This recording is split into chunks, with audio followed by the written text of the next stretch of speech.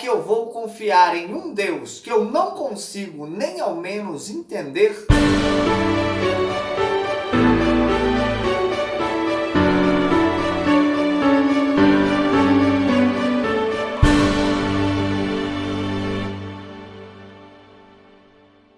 Então eu quero falar para vocês sobre 3 motivos práticos, motivos práticos, pelos quais nós ainda não conseguimos entender Deus.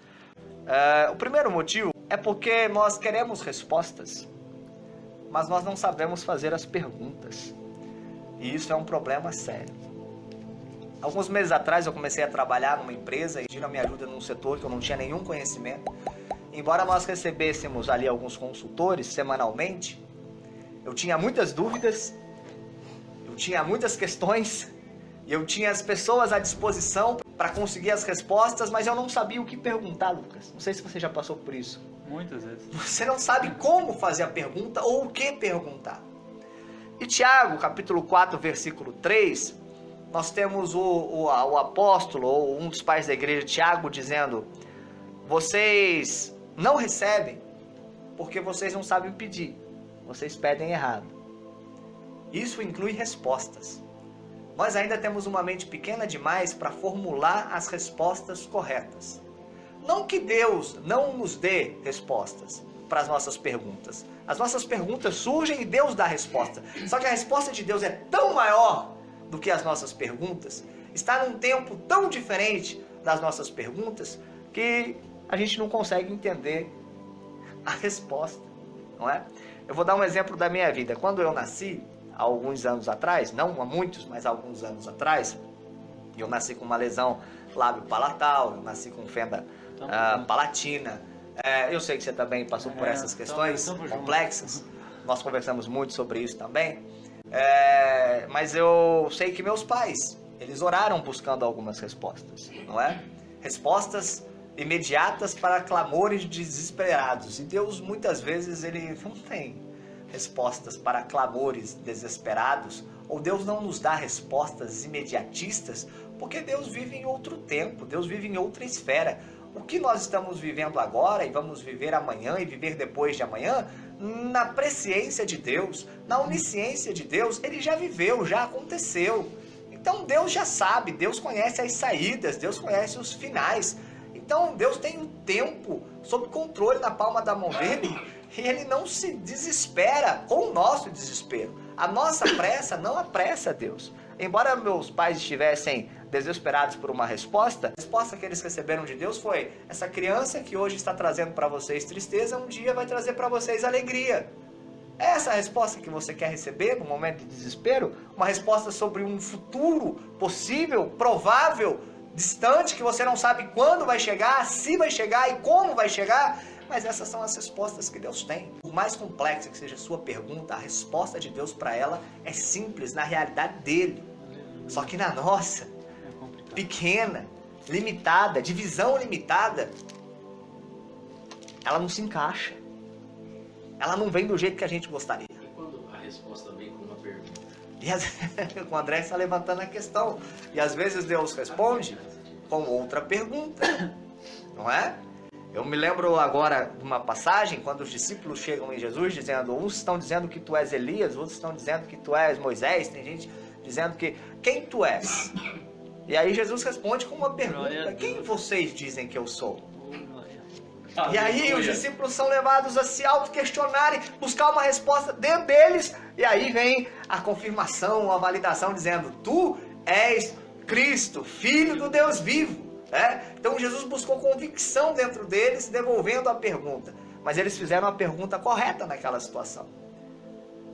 Agora me vem também a mulher samaritana no poço. Diante da resposta, ela poderia perguntar qualquer coisa. Ela estava diante de um profeta. O que para ela era chegar mais perto de Deus. Para ela um profeta tinha resposta para tudo. E ela podia perguntar qualquer coisa. E aí, pastor, ela faz a pergunta correta. Não era uma pergunta que resolvia a vida dela. Era uma pergunta que sanava a dúvida de milhares de pessoas, incluindo dúvidas nossas. Qual é a maneira correta de adorar? Onde é o lugar correto para se adorar? Então ela não se ateve a questões imediatistas para fazer as perguntas. Ela fez a pergunta abrangente e a resposta foi objetiva. Deus nos dá umas respostas objetivas, mas as nossas perguntas muitas vezes são mal formuladas e estão fora de contexto. O que nos leva à segunda questão: por que não entendemos Deus? O teu conhecimento, Senhor, é maravilhoso demais. Está além do meu alcance. Ele é tão elevado que eu não consigo atingir.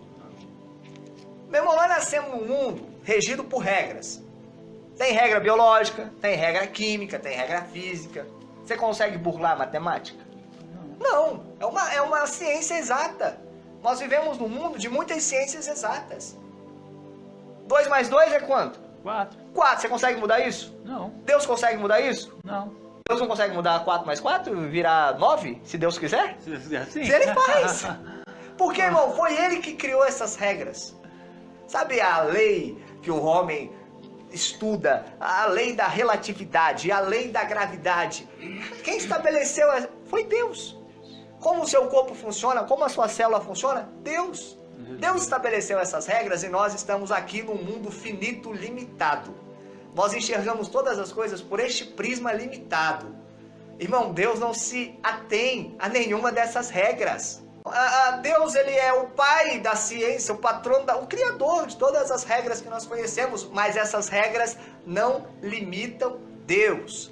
Sabe o seu corpo, que é limitado? Eu não consigo passar essa parede porque 2 corpos não ocupam o mesmo espaço ao mesmo tempo. Isso é uma regra que rege o nosso mundo? Não rege o mundo de Deus, porque Deus é espírito. Sabe essa questão de as coisas têm que ter começo, meio e fim? Essa xícara aqui um dia foi fabricada e se ela cair no chão ela vai quebrar. Tem começo, meio e fim? Irmão, Deus é de eternidade em eternidade. E se a gente tentar pensar uma coisa que nunca tem fim, já é complexo. Tentar pensar numa coisa que nunca teve começo é pior ainda. Mas essa é a realidade de Deus e não é a nossa. Como que nós vamos entender isso? Nós não vamos entender porque Deus está acima, o conhecimento de Deus é maior e o nosso conhecimento é limitado. A gente tem por obrigação, até para nosso conforto, enquadrar tudo dentro dessa realidade que a gente conhece. Só que Deus trabalha em uma realidade muito acima, muito à frente. E é por isso que a gente não entende, Luquinhas. Porque não tem resposta dentro dessa realidade que a gente está. Fé é crer no invisível, é ter certeza do que ainda não aconteceu. Glória a Deus. É uma esfera diferenciada. E se nós tentarmos entender Deus dentro da nossa matemática, nunca vai fazer sentido, a conta não vai fechar, porque como Davi disse, Deus, o teu conhecimento é maravilhoso demais, está além do meu alcance, é tão elevado que eu não posso atingir. Enquanto nós estivermos presos nesse ambiente finito e de finitudes, nós não vamos conseguir dimensionar a grandeza de um ser eterno, que sempre existiu e já existe na eternidade futura. Aleluia. O que nos leva à próxima e talvez a mais relevante das questões. Por que é que nós não entendemos Deus? E aí eu vou me apegar a um texto que Paulo escreveu à igreja de Coríntios. A primeira carta, capítulo 13. Quando Paulo está descrevendo sobre o amor ou discorrendo sobre o amor, pastor Wilson. E aí ele diz assim que hoje nós conhecemos aquilo que é espiritual, ou nós olhamos para Deus e percebemos Deus, sentimos Deus como que por um enigma. As versões mais modernas dizem como um espelho embaçado, porque o texto original fala de um espelho. Só que naquela época o espelho não era esse espelho límpido e cristalino que a gente tem hoje. Era latão ou bronze, polido. Você olhava e via um vulto. E Paulo diz, hoje nós olhamos e vemos isso aqui, nós vemos só um vulto, uma sombra. Nós temos uma silhueta. Nós não conseguimos entender perfeitamente como Deus nos entende. Nós não entendemos Deus porque nós estamos vendo tudo como num espelho embaçado. É um enigma para nós. E é por isso que Deus se revela a nós através de profecias. Aleluia. Deus se revela a nós através de visão. Deus se revela a nós através de sonhos. Porque nós conhecemos em parte, apenas uma parte nos é revelada. Mas, aí ele diz, vai chegar um dia que o que é corruptível vai se revestir de corruptibilidade. E no dia que o que é corruptível se revestir de incorruptibilidade, Então nós conheceremos a Deus, entenderemos a Deus da maneira que Ele nos entende. Conheceremos a Deus como por Ele somos conhecidos. Tudo vai fazer sentido, tudo vai ficar claro. Agora, qual que é o conceito da finitude, da corruptibilidade? Eu, Lucas, habito uma carcaça corruptível. Você tem essa carcassinha, é bonitinha, é limpinha, mas é uma carcassinha corruptível. É bonito, hein? É o que tem pra hoje. Tem que ter autoestima. Mas isso aqui, ó, isso aqui tem prazo de validade. A Bíblia fala que quem chegou nos 70 e chegou bem já está em vantagem, porque depois disso é enfado e canseira. Aleluia. Nós envelhecemos, essa carcaça esvai. Isso aqui é corruptível. Para que isso aqui, Lucas, se revista de incorruptibilidade, de duas maneiras. Uma, que nós ainda estamos colocando lá no futuro, é o arrebatamento da igreja. Quando nós que estivermos vivos seremos transformados. O corruptível se transformará em incorruptível. Agora, a outra maneira, que acontece todos os dias para milhares de pessoas ao redor do mundo, é isso aqui para a cova. Isso aqui volta ao pó, porque veio do pó. O que está dentro vai para Deus, retorna a Deus. O que é incorruptível vai para Deus. Então, quando é que o corruptível se reverte de incorruptibilidade? Quando chega o fim.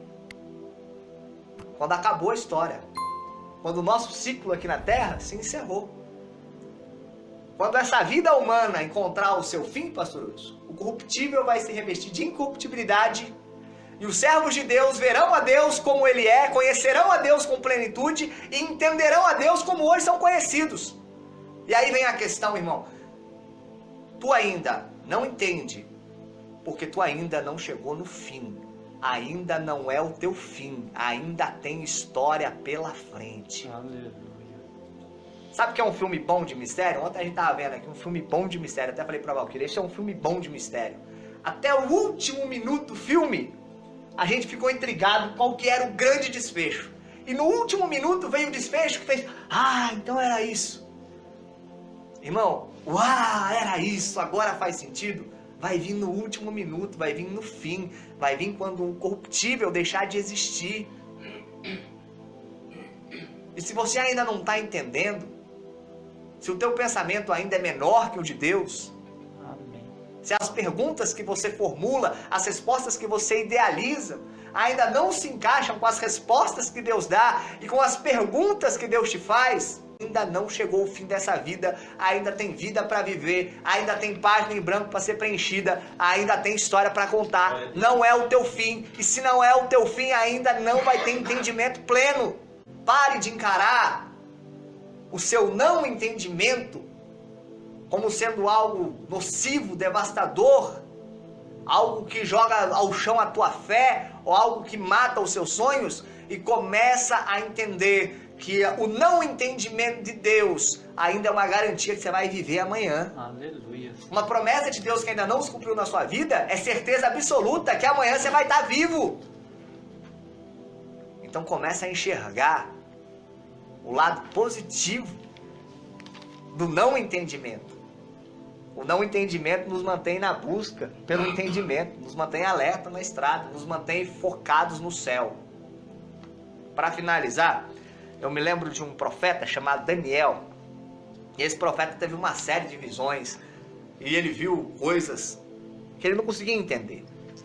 Ele olhou para o mar e viu saindo do mar urso com uma pata maior do que a outra, carregando uma carcaça na boca, leopardo com asas, bestas cheias de chifre, do chifre nascia chifre. Ele não entendia nada. Bode que dava marrada no ar, ele não entendeu nada daquilo e ele orou por 21 dias buscando uma resposta. Eu preciso entender. E durante 21 dias ele orou. Deus, me dá a resposta, me explica. E no 21º dia chegou o anjo, pastor, com a resposta. E os últimos capítulos de Daniel é o anjo explicando. E o anjo explica detalhe por detalhe o significado daquela visão. E quando o anjo termina de explicar, ele olha para Daniel e fala, entendeu? Aleluia. E Daniel fala, eu estou mais confuso do que eu estava antes de você começar a explicar. Aleluia. Porque o anjo falava do futuro, de coisas que Daniel ainda não conseguia assimilar. Hoje nós olhamos para o livro de Daniel e a gente entende tudo, porque já virou história. Tudo faz sentido, porque nós estamos vendo a história dele. Mas Daniel, naquele momento, tendo que olhar para o futuro dele, ele não entendeu nada. Ele disse, eu não entendi nada, eu estou mais confuso ainda. Aí o anjo falou assim, o importante aqui não é você entender. O importante aqui é você ser fiel até o fim. Aleluia, Senhor. Alguém um dia, irmão, vai olhar para o livro da tua vida, vasculhar o livro da tua vida assim e falar, nossa, olha como que tudo isso aqui faz sentido. Você não está entendendo, mas um dia alguém vai olhar para a tua vida e entender. Inclusive você mesmo. Enquanto isso, conviva com o não entendimento. E no não entendimento, só permaneça sendo fiel. Confie, mesmo sem entender.